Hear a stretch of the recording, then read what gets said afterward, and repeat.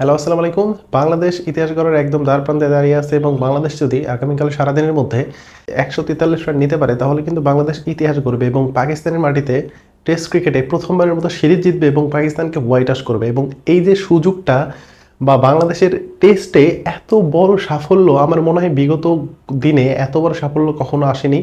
বাংলাদেশ যখন বাংলাদেশের মাটিতে অস্ট্রেলিয়াকে হারায়, ইংল্যান্ডকে হারায়, নিউজিল্যান্ডকে হারায়, এই যে জয়গুলো তার থেকে অনেক অনেক অনেক গুণ বেশি হচ্ছে পাকিস্তানের মাটিতে পাকিস্তানকে হোয়াইট ওয়াশ করা। এবং বাংলাদেশ যদি কালকে ১৪৩ রান নিতে পারে তাহলে কিন্তু বাংলাদেশ ইতিহাস গড়বে। এবং নিতে পারবে কেন বলতেছি, কারণ কালকে সারাদিনে কিন্তু রাওয়ালপিন্ডির আকাশে কিন্তু বৃষ্টি থাকতে পারে, এটা ওখানকার যে ওয়েদার রিপোর্ট সেই মোতাবেক কালকেও কিন্তু বৃষ্টি হবে।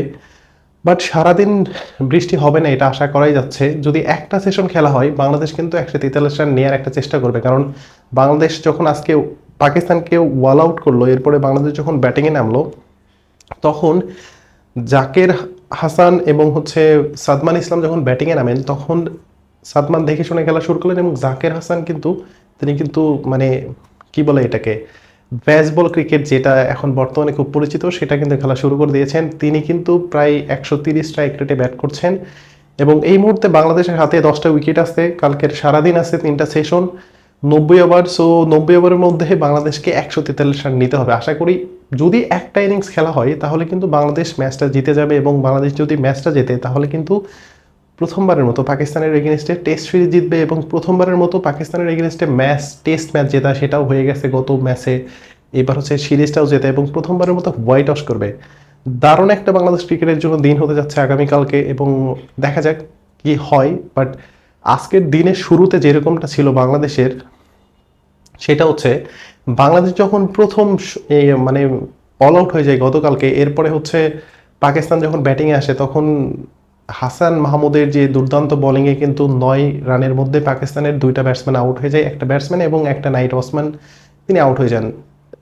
পঞ্চম দিনের যে চতুর্থ দিনের যে খেলা শুরু হয় আজকে, তখন কিন্তু পাকিস্তানের সামনে কিন্তু একটা লক্ষ্য ছিল যে তাদের বড় রান করতে হবে, ক্রিজে টিকে থাকতে হবে। এই যে তাদের মধ্যে একটা যে মেন্টাল প্রেশার কাজ করতেছিল সেটা কিন্তু দেখেই বোঝা যাচ্ছিল, কারণ পাকিস্তান চাচ্ছিল যে তাদের মানে লক্ষ্য যেটা ছিল যে বাংলাদেশকে বড় রানের একটা লিড তারা সামনে দাঁড় করাবে এবং তাদের ক্রিজে মানে একাদশে ক্রিজেও থাকতে হবে। অলরেডি 2টা উইকেট গতকালকে হারাই ফেলছে, আজকে 8টা উইকেট হাতে ছিল।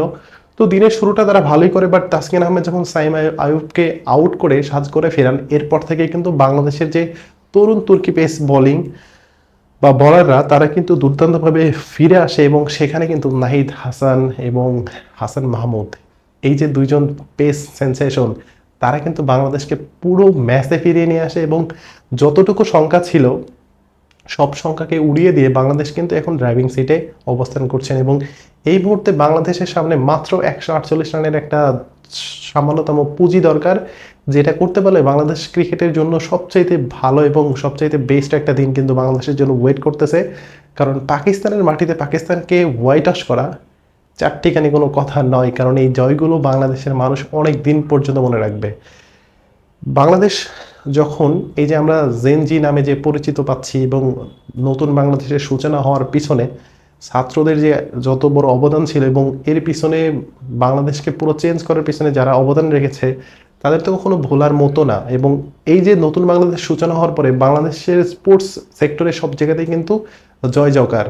যেমন বাংলাদেশ প্রথমবারের মতো পাকিস্তানের এগেনস্টে টেস্ট ম্যাচ জিতলো, এরপরে বাংলাদেশ ফুটবলে আন্ডার-20 সাফ চ্যাম্পিয়নশিপ চ্যাম্পিয়ন হলো এবং এখন অর্থাৎ আগামীকালকে যদি ১৪৩ রান নিতে পারে সেটাও কিন্তু বাংলাদেশ ক্রিকেট ইতিহাসের সবচাইতে গোল্ডেনতম একটা দিন হতে যাচ্ছে। এবং কালকের দিনে আমরা সবাই দোয়া করি যেন বৃষ্টি না হয়, বৃষ্টি হলে কিন্তু এটা ভেস্তে যাবে।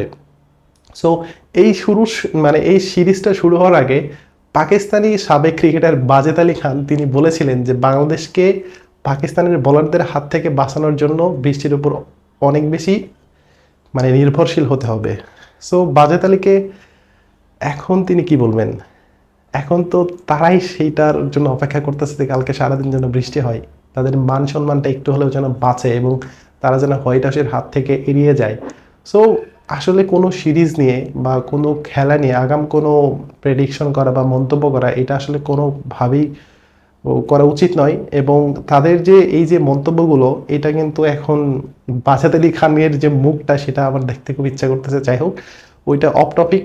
এখন আমি যে বাংলাদেশের খেলার অবস্থায় আসি, নাহিদ রানা এই ছেলেটাকে নিয়ে আপনি কি বলবেন, এবং এই ছেলেটাকে আপনি 10-এ কত দিবেন? আজকের যে বোলিং, আগুন ছড়ানো বোলিং, এবং আজকে কিন্তু বাংলাদেশের ইতিহাসের সবচাইতে দ্রুততম বল 152 কিলোমিটার/আওয়ার গতিতে তিনি বল করেছেন। এবং এই মুহূর্তে আমার যতটুকু মনে হচ্ছে যে এই মুহূর্তে ক্রিকেট বিশ্বের সবচাইতে দ্রুত গতির বলারের মধ্যে কিন্তু নাহিদ রানা একজন। এবং তিনি যে বল করেন প্রায় প্রত্যেকটা বল 147, 146, 148, 149, এবং আজকে কিন্তু 152 করে ফেললেন। সো নাহিদ রানাকে নিয়ে কিন্তু আমাদের একটা স্বপ্ন কিন্তু ছিল, এবং আমরা সবসময় চিন্তা করতাম যে বাংলাদেশে এরকম একটা এক্সপ্রেস বলার আসুক, যার গতি থাকবে, বাউন্স থাকবে, সুইং থাকবে। এই নাহিদ রানার ভিতরে কিন্তু মাত্র ক্যারিয়ারটা শুরু হয়েছে, মাত্র 3টা টেস্ট খেলেছে, আজকে 4 উইকেট নিয়েছে, এবং তার যে গতি এবং অ্যাগ্রেশন সেটা কিন্তু আরও কাজে লাগাতে হবে। মাত্র 20 বছর বয়সের একটা তরুণ, সো একে কিন্তু কাজে লাগাইতে হবে, একে হেলাই ফেলাই শেষ করা যাবে না।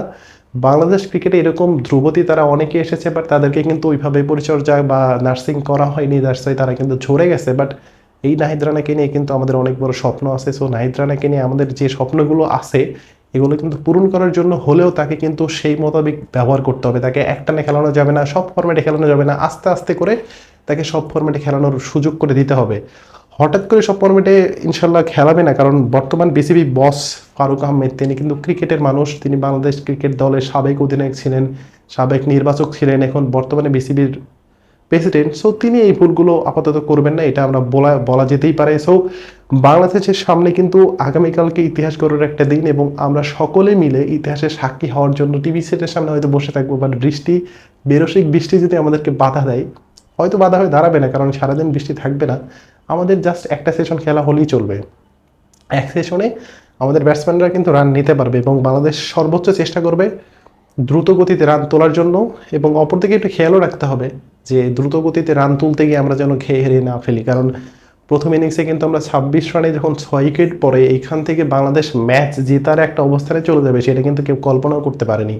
সো এরকম কোনো কিছু করা যাবে না। যে কোনো মুহূর্তে ব্যাটিং ধস বাংলাদেশের নামতে পারে, আবার লিটন দাস এবং মিরাজের মতো কেউ হাল যদি ধরতে না পারে, তাহলে কিন্তু বাংলাদেশের ম্যাচটা হাত ফসকে যেতেও পারে। সো আমাদের সব দিকে খেয়াল রাখতে হবে, এবং আমাদের যে ব্যাটিং লাইন আপ তাদেরকে কনফিডেন্সের সাথে কালকের দিনটা পার করতে হবে। এবং মাত্র 167 রান সেটা চেস করতে পারলে কিন্তু বাংলাদেশ ইতিহাস গড়বে, এবং ইতিহাস গড়ার সাক্ষী হিসাবে আমরা সবাই অপেক্ষা করতেছি। এবং কালকের দিনটা বাংলাদেশ ক্রিকেটের জন্য অনেক অনেক গোল্ডেন ডে হিসাবে পরিচিত পাবে। সো আজকে ভিডিও পর্যন্ত, ধন্যবাদ সবাইকে, আসসালামু আলাইকুম।